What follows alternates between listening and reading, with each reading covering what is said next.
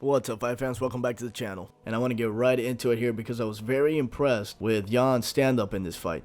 A lot was made about the weight difference, and although I think that played a bigger role when it comes to the grappling, it was the champion's technical and tactical abilities that really stood out to me on the feet. If you saw my breakdown of the Israel Adesanya versus Paulo Costa fight, you know Izzy loves to use his outstretched lead or rear hand as a way to control opponents and set up attacks. This is something we see across the highest levels of combat sports.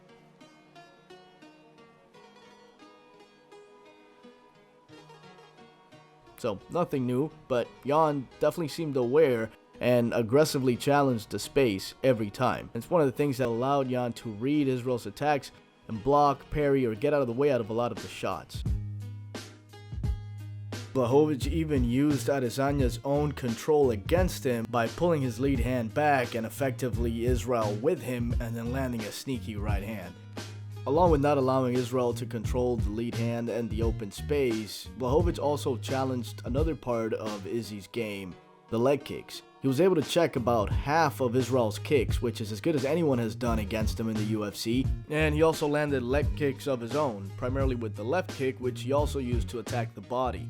This is something we saw in the Dominic Reyes fight, and Jan will throw it from any stance, but usually it's at the end of his combinations.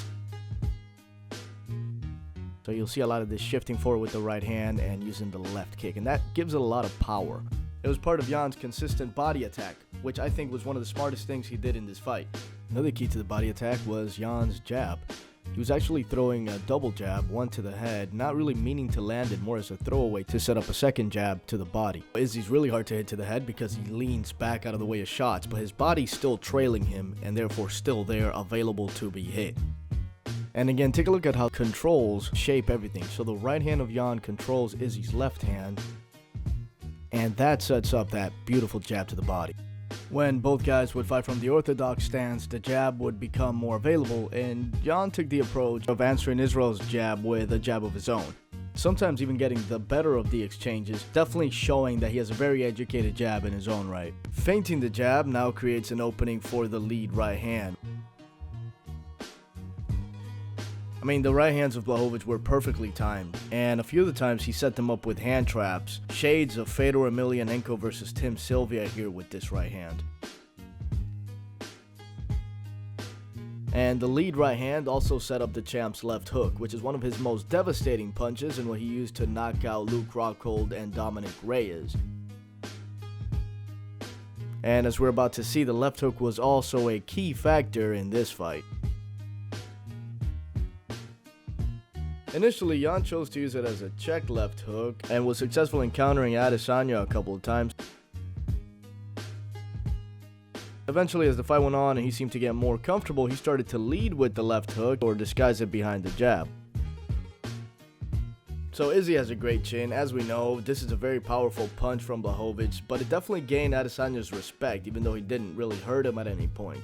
It was enough to get him thinking about it, and that was all that Blachowicz needed. I don't know if somebody in his corner mentioned this to him or if he figured it out himself, but he had the idea in the fourth round to throw the left hook to get Adesanya thinking and then shoot in for the takedown. This worked like a charm. He repeated it again in the fifth round and it worked again. He just threw that left hook out there just to set up the takedown, just so he could get in on the legs. He took him down in the center of the octagon where there's no cage to help Adesanya get back up to his feet, which he's very good at doing. And we know he's very hard to keep down. Now, I do think the weight had more of a role to play in the grappling and in being able to keep Adesanya down than it did when it comes to the stand-up. But at the end of the day, it was that left hook which set everything up. Now, I don't want to sound like I think Adesanya got destroyed here or anything. This was a very close fight. It was very even on the feet. I'm only singing Jan's praises here because we didn't expect him, or at least I didn't expect him, to do so well on the feet against Adesanya. So to see that a guy like him at 38 years old is constantly improving and getting better, it's pretty awesome. But again, this was a close fight, not a blowout by any means. It just would be hard not to give Jan at least one of those first 3 rounds, and he definitely won the last 2, so bravo to him, defends the title, and it looks like he'll be fighting fellow veteran Glover Teixeira next. So let me know what you thought about the performance in the comments. If you enjoyed this video, consider sharing it with your friends or dropping a like because it really helps out the channel. Subscribe for more, and until next time, Checkmate MMA signing out. Peace.